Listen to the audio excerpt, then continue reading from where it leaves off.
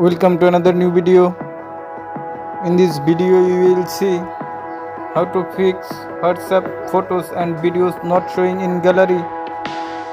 Please follow complete the process.